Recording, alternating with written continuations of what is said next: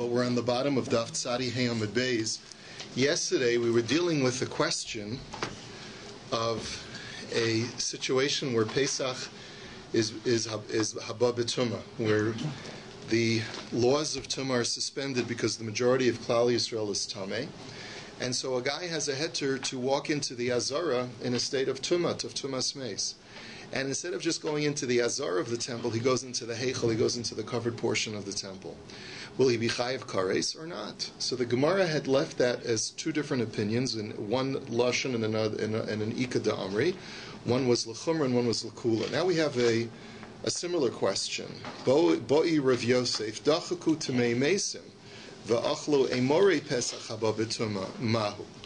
What would be the halacha in a case where it's a Pesach Haba B'Tumah, same case, and a person who's Tamei now has the right to eat the Korban Pesach, but instead of just eating the meat of the Korban Pesach, he also eats the kishkas that were supposed to be burnt on the Mizbeach. You're not allowed to eat that, but he goes ahead and eats it anyway. So is he Chayiv Kares because he's Tamei? So the Gemara says like this: Mida Ishtari Tumas Basar Ishtari Nami Tumas Emurin. Would we argue that just like he has a heter to eat the basar in a state of tumah, he also is not penalized for eating the emurim in a state of tumah? Or would we say no, the Torah only suspends the rules of tumah for what he's allowed to eat, which is the basar, but it doesn't suspend the laws of tumah for what he's not allowed to eat, and therefore he would get kares for that. So the Gemara says, Amar Rava Mechti. Well, let's examine this. Tumas emurim mehecha is Rabbi. Where do we derive the laws that if a person eats the emurim in a state of tumah that he gets kares? In other words, the Torah never really explicitly states that if you eat kishkas that are supposed to be burnt on the mizbeach in a state of tumah, then you get kares. The Torah only says that if you eat sacrificial meat that you're supposed to eat, but you eat it in a state of tumah, you get kares. And mitumas basar, but we learn that from the pasuk that talks about eating sacrificial meat in a state of tumah, we apply those laws to the law of eating the emurim as well. Dichsiv asher lashem. The pasuk says that if anyone eats the basar in a state of tumah, that basar which is asher lashem, that belongs to Hashem. Now those two words are superfluous, and we learn from those two words that even something else that's lashem, i.e., the emurim, if you eat that in a state of tumah, you will also get kares. But look, the whole basis for us learning the halacha of a person who's tamei who eats the emurim gets kares is derived from the pasuk having to do with basar. And l'rabos say emurim. So kol heicha de'isei l'tumas basar ili tumas emurim. Kol heicha de'lesi l'tumas basar lesi l'tumas emurim. And therefore, the logic only dictates that if the source text is talking about meat, and the law of eating meat in a state of tumah is suspended, then the law of the emurim would also be in a state of tumah would also be suspended because it's based on the very same basar.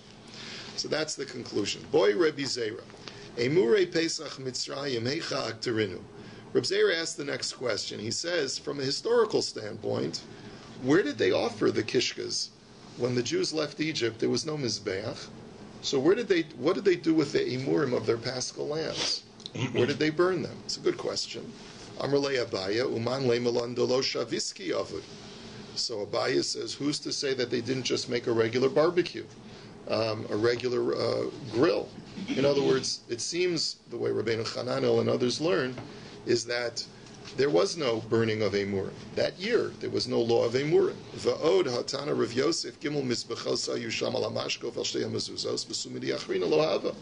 And furthermore, we have a brisa that states that there were three, quote-unquote, altars for the sprinkling of the blood when the Jews left Egypt. What were the three altars? The crossbeam and the two side beams of the doorway. And so, if that's the only mizbeach that is mentioned, then, and there is no real mizbeach for burning the emurim, and that concludes our suggestion, that sort of confirms our suggestion that there was no burning of emurim when the Jews left Mitzrayim. Let's go on to the next mission. Ma bein Pesach Mitzrayim lePesach Doros. So here's an interesting historical question that sort of segues from the last question of the Gemara. What was the difference halachically, procedurally, between the Korban Pesach that was offered in Egypt and the Korban Pesach that was offered in future generations? So Pesach Mitzrayim mekachol mi be'asar. So the first difference is that the Korban Pesach, the lamb that you took in Egypt, the Torah specifically commands you to take it on the 10th. Now what that means is that you have to designate the animal on the 10th, and you have to commit to that particular animal. Now that's not true by all other, what we call Pesach Doros, which is all other future Pesachs, which means that on other Pesachs, you have the ability to, let's say, take 3 different lambs and hedge your bets and say, you know what, Erev Pesach, I'll decide which lamb I want to use. As long as you segregate all 3, you don't have to commit to one particular one. So that's one difference between the historical Pesach and modern Pesach. On the 10th, it had to be identified on the 10th. Any one of these. Pesach Mitzrayim had to be identified on the 10th. Pesach Doros, you didn't have to say. You could say Erev Pesach. I'll choose this one. Beton hazaa ba'agudas ezo ve'alamashko ve'al hamezuzos. Another difference is that in Pesach Mitzrayim there was a unique service of taking the blood and dipping a hyssop brush in that blood and sprinkling it on the crossbeam and the side beams of the doorway. V'nechal b'chipazon. It also had to be eaten hastily, which is not the case for Pesach Doros. And b'layla echad, and it had to be eaten in one night. Now that seems to be universal. So why the Mishnah has to say that, the Gemara will discuss. Well, Pesach Doros no kol shiva, and the Pesach for future generations applies all 7 days. Now, what that means also is a little bit bizarre, because if we're talking about Korban Pesach, you can't eat the Korban Pesach for all 7 days. So the Gemara is going to have to clarify what this means. So the Gemara now says, Minala. Where do we get this din that there was a difference in Pesach Mitzrayim from Pesach Doros? Dichsiv dabru el kol adas Yisrael leimor be'asor lachodesh hazeh v'yikchu. That it says, speak to the Jewish people and say on the 10th of this month. So the word hazeh in the pasuk is automatically a miyut, delimiting it to only in this instance. Zeh mekachol mi be'asar ve'ein Pesach Doros mekachol mi be'asar. So only this time do you have to commit to a particular animal on the 10th, 4 days before. But in future generations, you can hedge your bets. Okay? So the Gemara now says, well, by that argument, Ela me'ata v'hayalachem l'mishmeres adar ba'asar yom lachodesh hazeh. So this is a different pasuk. This pasuk is talking about, in the context, it's talking about bikur. Now, bikur is different from mekach. Let me just clarify. Mekach means committing to a specific animal. Bikur is examining a lamb 4 days in advance to make sure that it is blemish-free. Now, those are two different things. I can hedge my bets and set aside 3 different lambs, and as long as I examine each lamb 4 days in advance, right, I fulfilled the obligation of bikur, but I haven't fulfilled the obligation of mekach, which is committing to one specific animal. So here, when we talk about the mitzvah of bikur, it says also lachodesh hazeh, using the same delimitation. Hachanami zeton bikur dalad yamim kodem shchita ve'ein acher ton bikur. Are you going to tell me that only in this case do you have to examine it to make sure it's blemish-free for 4 days in advance, but no other animal requires that? But that's not the case, because ve'hatanya ben bagbag omer minayin l'tamid sheton bikur dalad yamim kodem shchita. Ben bagbag says, how do you know that it is necessary to examine the animal 4 days in advance to make sure that it is blemish-free? And there he's talking about the korban tamid that's brought daily in the temple. Shenamar tishmeru lahakriv li b'moado ulahalanu omer v'hayelachem lemishmeres adar ba'asar. That there's a gzeira shava. The word shmira is mentioned both in the context of the korban tamid, and it's the word mishmeres, also from the word shmira, to protect it or guard it, is mentioned in the context of the Korban Pesach. Malahalanton bikur dalad yamim kodem shchita. Avkanton bikur dalad yamim kodem shchita. So we apply the law of bikur and we apply it to the Korban Tamid. So you see that it doesn't just apply, even though you have the word hazeh. It doesn't just apply just to that one instance. So the Gemara answers, Shiny Hasam Dichsiv Tishmeru. So the Gemara answers, okay, it's different over there, because even though you do have a miyut, but you also have the Gzeira Shava, and the Gzeira Shava sort of trumps the miyut and tells you that it is the law of bikur applies to other karbanos as well. So the Gemara says, but wait a minute. Pesach doros nami haksiv ve'avadata es ha'avoda hazos b'chodesh hazeh sheyehu kol avodas chodesh zeh kazeh. But wait a minute, says the Gemara. Don't you have a generic pasuk after the Torah gives you all of the details of Pesach Mitzrayim, and it tells you, do exactly like you did in Mitzrayim, do for all future generations. And that's the pasuk. V'avadatas avoda hazos, do this very same service, b'chodesh hazeh, in this month for all future generations. So the Gemara says, you can't tell me that the word hazeh is coming as a miyut in the case of bikor, because we know that bikor is coming applies to all other cases. We know that the laws in general, unless there is a miyut, the laws of Pesach Mitzrayim do apply to Pesach Doros. So the word hazeh that's mentioned by bikor, what is it coming for? We've already clarified that the word hazeh, when it comes to mekach, is to limit the law of mekach only to Pesach Mitzrayim, but not to Pesach Doros. But now that I know that all other halachas apply to Pesach Doros, including bikor, what is the word hazeh by bikor coming to teach? Ella hahu hazeh limeute Pesach sheni dekavaseh. Answers the Gemara is that it is coming to exclude something. It's coming to exclude the korban Pesach sheni, which means that bikor is not necessary, even though bikor is necessary by the korban Pesach. And it's necessary by the Korban Pesach Lidoros as well. But it's not necessary for a Pesach Sheni, which means that I don't have to examine an animal 4 days in advance to make sure that it's blemish-free if I'm doing the Pesach Sheni. And the Korban Pesach regularly you do? Korban Pesach regularly you do, even though you don't have to commit to that particular animal, but whatever animal you will eventually use has to have been examined 4 days in advance.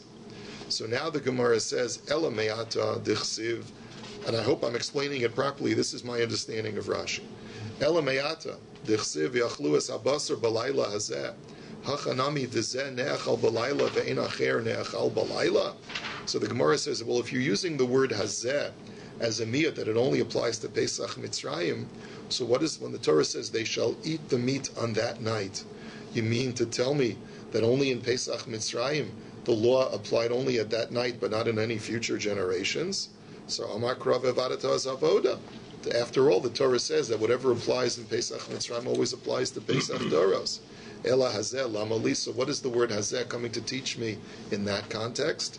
The Rabbi Lazar ben Azariah and Rabbi Akiva. In Maseches Brachos, there's a machlokus between Rabbi Lazar ben Azariah and Rabbi Akiva, how long you have to eat the korban Pesach the night of Pesach. Rabbi Lazar ben Azariah learns that you have until Chatzos Halayla, and Rabbi Akiva says you have until dawn of the next morning. And they base it on the word hazeh because, like Rashi explains, it says, V'avarti be'eretz Mitzrayim b'layla hazeh. God says, I shall pass over to bring the plague of the firstborn on that night.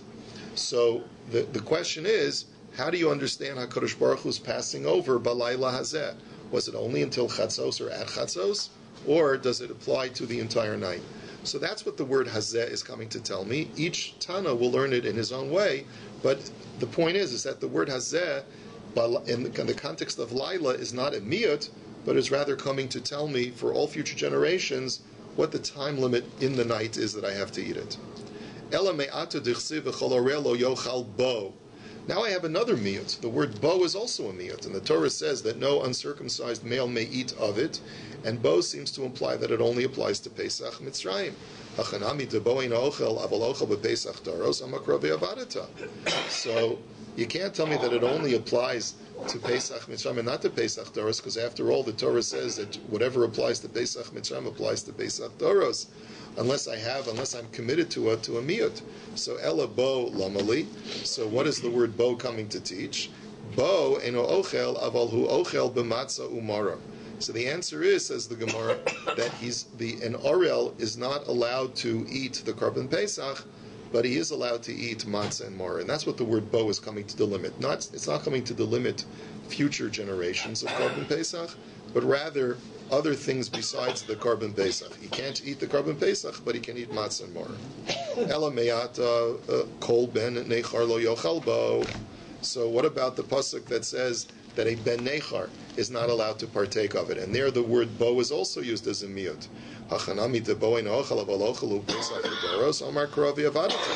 You can't tell me that it only applies to that generation, because the Torah says v'avadata, you shall do this in all future generations too, that a ben nechar can't eat it. So ela bo lamali. So why does the Torah say bo? What is it coming to exclude? Now, what is a ben nechar? What is a ben nechar? So, as you'll see, a ben nechar is someone who's Jewish but has left the faith, is no longer a maimon, is no longer a believer in God, or is no longer a follower of mitzvahs. So if that's the case, that seems to apply in all future generations. So bo hamoras das poseles, ve'ein hamoras das poseles b'teruma. Answers the Gemara that it's coming to exclude not future Pesachs, but it's coming to exclude another Kodshim item, which is Truma. That even though a person who is a Ben Nechar, who's lost his faith, is not allowed to partake of the Korban Pesach, but if he's a Kohen, he's allowed to partake of Truma. So now the Gemara says, this is a parenthetical discussion. Why does the Torah, when it tells me who's not allowed to eat the Korban Pesach, it includes both an Orel and a Ben Nechar? Why do you need to say both? Just say one. So I'll tell you why. The ikas of Rachmana Orel mishum demoyes of Ben Nechar lo moyes emalo tzricha. Well, if the Torah would have only told me that an uncircumcised man is not allowed to eat the Korban Pesach, I might have thought because he's physically defective. And that's the reason why he can't eat it. But a person who's physically circumcised and is just mentally defective because he's not a man of faith, maybe he's allowed to partake of it.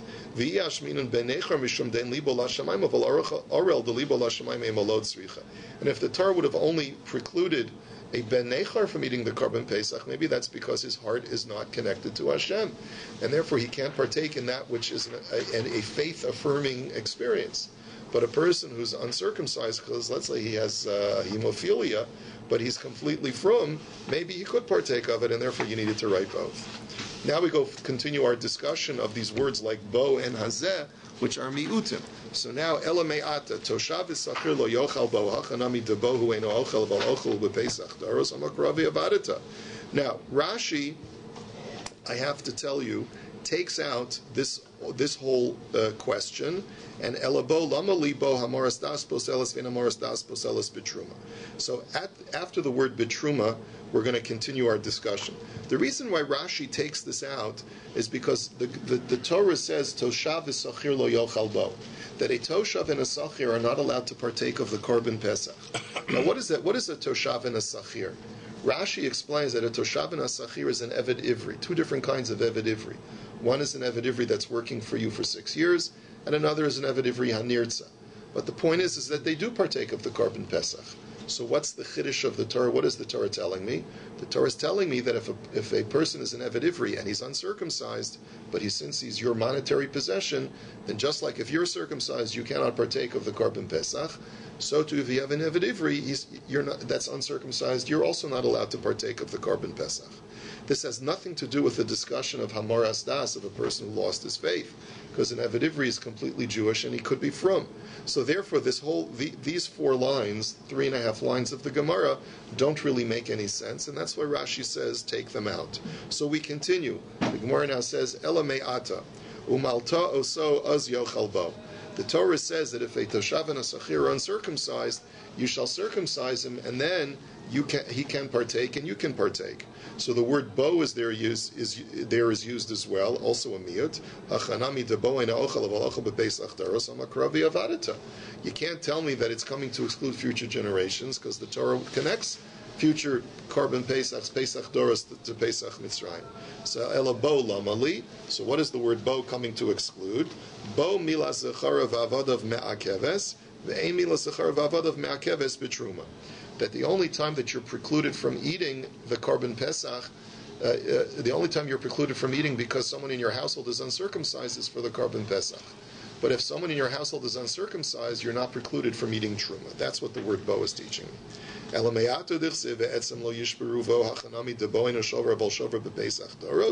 mark. So the Gemara's next question is, the Torah says, do not break a bone. And there also uses the word bo, which is a miyut. What are you going to tell me, that it only applies to Pesach Mitzrayim and not to Pesach Daros? The Torah connects the two. So ela bo lamali, bo b'kasher velo b'pasul. So the word bo teaches me that there's only a prohibition of breaking a bone in a kosher, edible Korban Pesach. But if for whatever reason the Korban Pesach has become disqualified from eating, there's no longer a prohibition of breaking bones. So ela me'ata dichsiv al tochlu mimenu na. Mimenu yata ochel aval ata ochel na b'pesach daros amakrovi avadata. So the Gemara says the word mimenu is also a miyut. Do not eat from it. From it you may not eat, but if there's something else you may eat from in a state of rawness. You can't tell me that it's referring to future generations. You can eat a Korban Pesach raw because the Torah connects them. So rather, what is the word mimenu coming to exclude? El mimenu lamali l'chedaraba amar Rev Yitzchak. And what does he say? He says that that just like an Arel is not allowed to eat the Korban Pesach, so Afkan Arel Aser b'maiser. So it's a very interesting. Hold on a second. Let me make sure I'm saying it correctly. Kidaraba Amar Rav Yitzchak. That he says that mimenu. Oh, the word mimenu is not a miyut, but rather you use it as a gezerah shava. That's what he means to say. That the word mimenu is connecting two halachas together. It's connecting the halach of Korban Pesach to the halach of Meiser Sheni. That just like by Korban Pesach, if you're an Earl, you're not allowed to partake, so too the word mimenu by Meiser Sheni teaches me that if you're an Earl, you're not allowed to partake of Meiser Sheni. Are we talking about not over here? Yeah, So however, to but you can make a Gzeira Shava. You can make a Gzeira Shava, even though the Pasuk specifically is talking about eating it raw, but we're using the word mimenu and sort of taking it to apply to another halacha, a completely different halacha. Okay. Weiter. Now that we've concluded that technical discussion, let's go on. V'nechal b'chipazon. It's eaten hastily. Only applied to the first generation to Pesach Mitzrayim, but did not apply to future Pesachs. Minolan, and how do we know that? Da'amar krava achaltem oso b'chipazon. So there you have a miyut, and that miyut is only used for this purpose and is not used to exclude anything else. Oso nechal b'chipazon ve'ein acher nechal b'chipazon, and no future Korban Pesach is eaten hastily. So in other words, all other future generations, you don't have to stuff your mouth and eat it quickly. You can take your time eating the Korban Pesach. Pesach doros noi kol shiva. And then the last line of the Mishnah was bizarre. It said that the Pesach of future generations applies for all 7 days. So amai koi, what is this talking about? Ilema a Pesach kol shiva miika. It can't be talking about the Korban Pesach because the Korban Pesach cannot be eaten for 7 days. It can only be eaten until the morning of the 15th. Ela achametz. So what's the alternative? That the laws of chametz apply for 7 days, whereas the laws of chametz did not apply. They only applied that night in Pesach Mitzrayim. So michlal de Pesach Mitzrayim laila echad v'sulo. You mean because the Mishnah had said that Pesach Mitzrayim was one night. Pesach Doros was all 7. So if you're talking about the Isser of chametz, so does that mean that there was only Isser of chametz the night of the 15th? But wait a minute. V'hatanya Reb Yossi Haglili Omer minayin lePesach Mitzrayim she'en chimutz anoig ela yom echad. Talmud Omer lo ye'achel chametz v'samach lehayom atem yotzim. We derive from the adjacency of the verbiage in the psukim that there was an Isser of chametz for the entire day of the 15th, because it's Hayom Atem Yotzim, today you're leaving, which is the day of the 15th. So we learn from there that the Isser of chametz did not apply all 7 days when the Jews left Egypt, but it did apply for a full day, for a full 24-hour period, starting from the evening of the 15th all the way through the end of the day on the 15th. And therefore, how could the Mishnah say that it only applies on that night? That's inaccurate. It's not just on that night that the Isser of Chametz applied. It applied for the whole day of the 15th. So, Elahachi Kamer. So rather, the way you have to read the Mishnah, you have to kvetch it a little bit. Laila Echad, V'hu Adin LePesach Doros. That Korban Pesach, the eating of Korban Pesach, applies only the night of the 15th. And similarly, Pesach Doros, the eating of the Korban Pesach, applies the night of the 15th. V'chimutzo kol hayom. And the Isser of Chametz on Pesach applied in Pesach Mitzrayim only for the day of the 15th. Well, Pesach Doros noei kol shiva. Whereas, by contrast, Pesach, future Pesachs, applied, the Isra of Chametz applied all 7 days. Let's go on to the next Mishnah. The next Mishnah deals with the laws of Temura. So let's just get what Temura is again. We learned a long time since we've learned Maseches Temura, right? The halacha is if I have animal A, which is a sacrificial animal, and I take animal B and I say Zet Temura Zeh, animal B is exchanged for animal A. The Torah says it doesn't work. You can't transfer Kedushas Haguf, intrinsic Kedusha, from one animal to another sacrificial animal. But what you have accomplished is you've messed yourself up, is that now both animals are now sacrificial. So the animal A is your original animal that you need to bring for whatever intended purpose it was. Animal B is also a Kodshim animal, and depending upon what type the original is, will depend on how you treat animal B. Okay, so comes along Rabbi Yeshua and he says, Shamati, I heard from my rabbis, Shetemuras Pesach Kreva, Utemuras Pesach Eina Kreva, that sometimes the Temura for a Korban Pesach animal, where I have my Paschal lamb that before I've shechted it, and I take another lamb and I say, this is the Temura for this, sometimes you're allowed to eat that animal B, that Temura animal, by bringing it as a korban and then eating it, and sometimes you're not allowed to bring it as a korban, and you're not allowed to eat it. And ve'ein li lefarish, and I don't know how to explain it. I don't know when it's okay and when it's not okay. So Amar Rabbi Akiva ani afaresh. Rabbi Akiva says, let me explain. And he says like this: HaPesach shenimsa kodem shchitas HaPesach yira ad sheyistoy v'yimacher v'yavi b'damav shlamim v'chein temurasa. But achar shchitas HaPesach karev shlamim v'chein temurasa. The way it works is like this, and you have to think about it conceptually for a second. Let's say I set aside animal A for my Korban Pesach, this little lamb. The little lamb ran away. Okay? I take animal B to replace it as its replacement. This is not Temura, this is just a replacement animal. And I find animal A. Now, if I go ahead and I shecht animal B, because it's like I've already brought it to the temple, and then my friend comes running and says, hey, we found your original lamb. He says, I say, it's okay. I've already got animal B positioned to be shechted. So if I find animal A before I shecht animal B, that's right about to be shechted, then what I've done to animal A is I've done something called dichoy, which means a proactive preclusion of this animal from being my korban. And because I've proactively precluded it, this animal can no longer be brought as a korban, not even as a korban shlamim. But rather, what has to happen to this animal is it has to graze until it develops a mum. Then I sell it, and the proceeds, the cash that I sell it for, now acquires the kedusha of this non-sacrificial animal. I use this money to purchase another animal that is unblemished, and I bring that animal as a korban shlamim. So that's when Rabbi Yeshua said that you're not allowed to eat the animal, the Temura animal, but that's not Temura. That's just a replacement animal.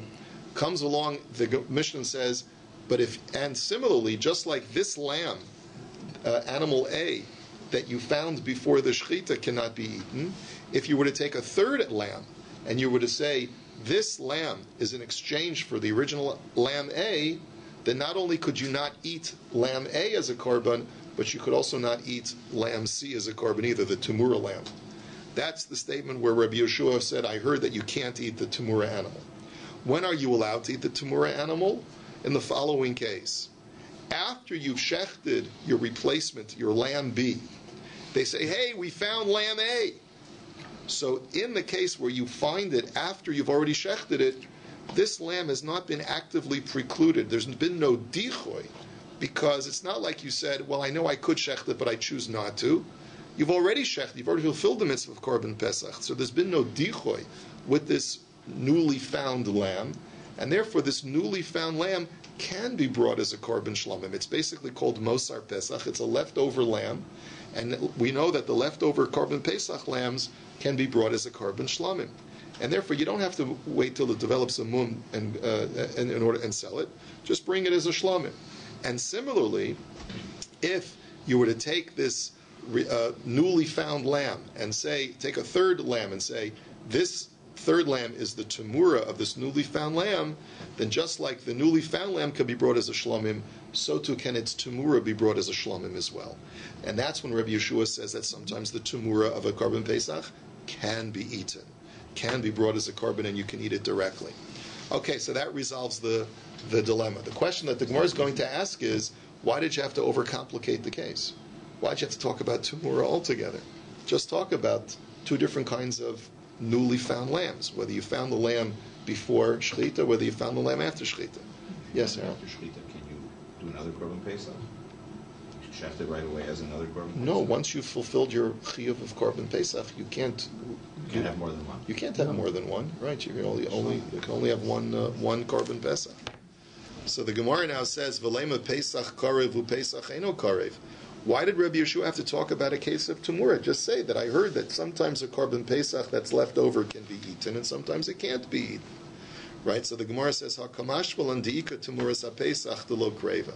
It's telling you a bigger chiddush. Not only will there be certain circumstances where the lamb that is found cannot be eaten, that it's mosar pesach, but it can't be eaten because of dichoy, but even its temura will also be precluded similarly. In other words, you might have thought that only the lamb that's found has been proactively been precluded. But if I were to take another lamb and say that's temura of this lamb, maybe it doesn't have the same stigma. So the chiddush is that even the temura of that lamb is equally stigmatized from dichoy, and that also cannot be eaten directly. It has to develop a mum and you sell it. Itmar. Rabba Omar Kodem Shchita La'achar Shchita Shaninu. Rabba says the Mishnah, the cutoff criterion for this Mishnah of telling me when you can eat it, when you can't eat it, is whether you find the lamb before Shchita or whether you find the lost lamb after Shchita. And Rabbi Zera Omar Kodem Chatzos Ulachar Chatzos Shaninu. And Rabbi Zera disagrees. Rabbi Zera says no, it's not dependent upon the actual Shchita of your Paschal lamb, but it's dependent upon whether you find the lamb before Chatzos or after Chatzos. Now, Chatzos is the first time that you can actually bring the korban pesach. So Rabbi Zera looks at it like this, and he says, look, as long as you find the lamb, if you find the lamb before Chatzos, and you allow Chatzos to lapse, whereby this animal is not being brought as a korban pesach, so then that's dichoy. That's a proactive preclusion, because basically Chatzos has elapsed. This animal can now be brought as a korban pesach. I opt not to, and so I've done an act of dichoy. But says Reb Zera, if you find the lost lamb after Chatzos, there was no act of dichoy at the time when you could have brought, the first time you could have brought it. So he says it's dependent upon the time, the first moment that you can bring the korban pesach. As long as the lamb remains lost after Chatzos, and you find it, even if you find it before the Shechita, that's not called dichoy, and this animal could be brought as a shlam. So now the Gemara says, "Ula Rabbi Zera hakatani kaidem shchitas haPesach." But what are you going to do with the language of the Mishnah? The Mishnah says the criterion is not the time of Chatzos, but rather whether you find it before or after Shechita. So ema kodem zman shchitas haPesach. So the Gemara says he'll read the Mishnah as not if you find it before the Shechita, but before the time of the Shechita, which is Chatzos. And the Gemara says that this machlokus between Rabbi and Rabbi Zera is a machlokus tanaim kitanai. HaPesach shenimsa koidem shchita yira la'achar shchita yikarev. That a korban pesach that is found before shchita has to graze. If it's found after shchita, it can be eaten as a korban. And Rabbi Eliezer omer kodem chatzos yira la'achar chatzos yikarev.